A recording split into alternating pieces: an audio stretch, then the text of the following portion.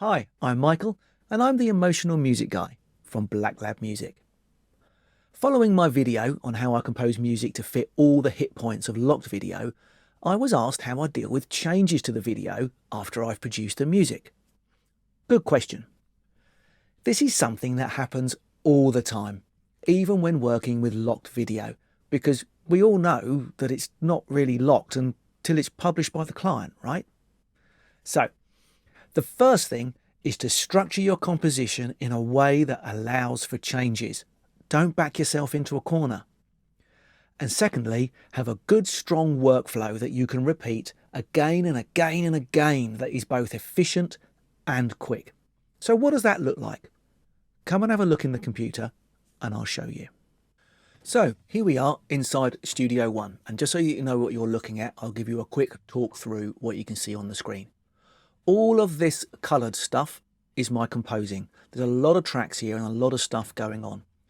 Up here is the tempo track. Here is the signature track running through there with the key time changes, etc. And here is the video that I'm working to. That's the audio track and that's the thumbnail picture. Now, I won't show you the video because the video is not mine to show you, but the audio is. So we're just going to work with the audio. The first thing that I do is create a brand new project like this. And there we go. This is now a replica of the project that I was working on, so I still have the original and I've now got something that I can edit without fear of destroying the original. Now, all of these tempo stuff and these key changes were for the original hit points. With this edit, I need to remove a whole load of these race sections, race 1, race 2, race 3, there's 6 in total. The first thing that I do is find the point that I need to make my first edit, grab everything after that and just move it out of the way. Now you can see it all looks a bit messy, so I go through and just tidy it up. All of these tempo changes are no longer relevant. All of these timing signature changes are no longer relevant. Just get rid of them. And actually, where you've got any sort of hangovers of little bits or little edits, just get rid of it and tidy it up. Now I've got the first change to make, and it sounds like this.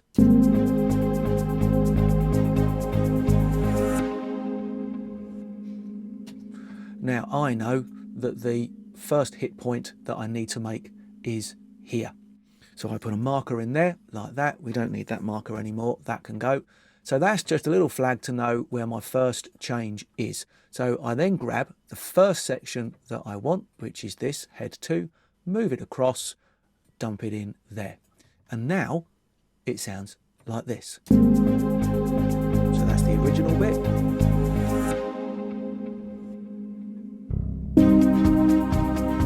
And then we move into a new bit of music that now sits there. And there's some bass work that I need to sort out in the background as well. So then I go through, just make sure that the edit is right, it's in the right place to the video.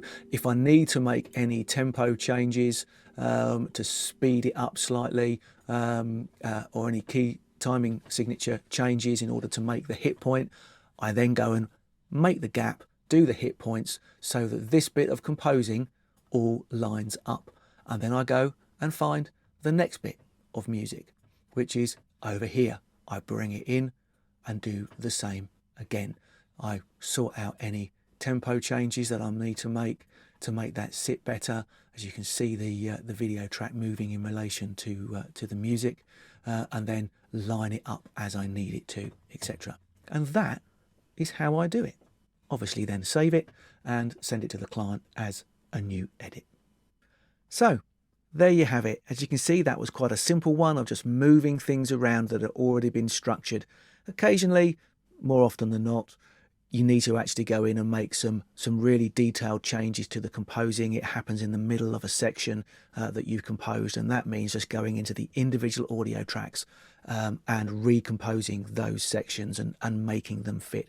But the principles are still the same. Have something that is a workflow that you can replicate again and again really quickly, and don't back yourself into a corner at the outset. Have something that is structured in a way that you can move it around. So If you've got any questions, please get in touch via my website, www.blacklabmusic.co.uk, or just DM me. Love to hear from you. Speak to you soon. Bye-bye.